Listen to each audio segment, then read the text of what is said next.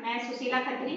जैसा कि आप सभी बहनें जानती हैं कि केंद्र सरकार द्वारा 2026 का बजट पेश किया है। आशा कार्यकर्तियों, आंगनवाड़ी कार्यकर्तियों और भोजन माताओं के लिए ये बजट जो था वो बहुत ही दुर्भाग्यपूर्ण और निराशाजनक था, क्योंकि काफी लंबे समय से हमारी जो महिला कर्मचारी हैं वो इस इंतजार में थी कि केंद्र सरकार के बजट में उनके लिए कुछ ना कुछ रखा जाएगा, उनके मानदेय में वृद्धि की जाएगी, लेकिन ऐसा कुछ नहीं हुआ। और 2014 के बाद से हमारे सांसदों का, हमारे विधायकों का मानदेय में वृद्धि हुई। केंद्र सरकार क्या ये सोचती है कि केवल जो हमारे राजनेता हैं, जो ये अधिक मेहनत करते हैं, अधिक कार्य करते हैं, इनके भत्ते बढ़ाए जाते हैं, इनका वेतन बढ़ाया जाता है, लेकिन जो कर्मचारी हैं उनके बारे में बिल्कुल सोचा नहीं जाता। अगर ये लोग ज्यादा मेहनत करते हैं, इसीलिए शायद 5 साल में इनका जो संपत्ति है वो डबल हो जाती है। आपने आंकड़े देखे होंगे। दूसरी बात मैं ये कहना चाहूंगी कि जिस प्रकार केंद्र सरकार ने जमीनी स्तर पे काम करने वाली जो हमारी महिलाएं हैं, आंगनवाड़ी भोजन माताएं, उनकी अनदेखी की जा रही है, उससे तो यही प्रतीत होता है कि जो हमारी केंद्र सरकार है वो कितना सम्मान हमारी महिला शक्ति को दे रही है, हमारी मातृशक्ति को दे रही है। सरकार महिलाओं के प्रति बिल्कुल भी संवेदनशील नहीं है।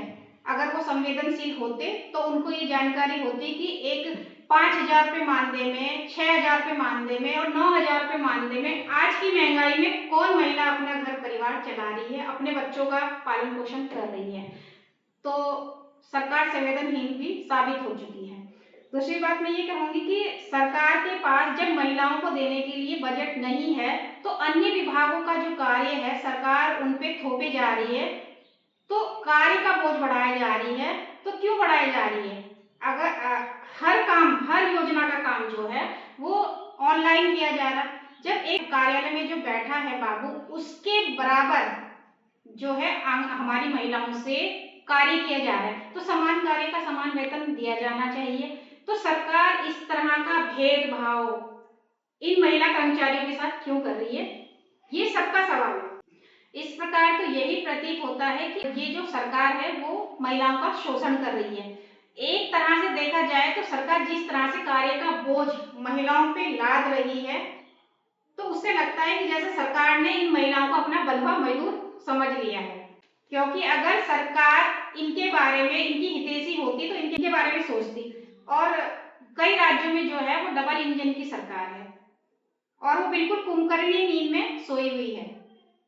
और इन्हीं सारी मजबूरियों को देखते हुए, इन सारी परिस्थितियों को देखते हुए जो हमारी महिलाएं हैं वो मजबूर होती है सड़कों पर उतरने के लिए और आंदोलन करने के लिए, ताकि वो जो इस कुंभकर्णी सरकार है, जो कुंभकर्णी नींद में सोई है, इसको जगाया जा सके।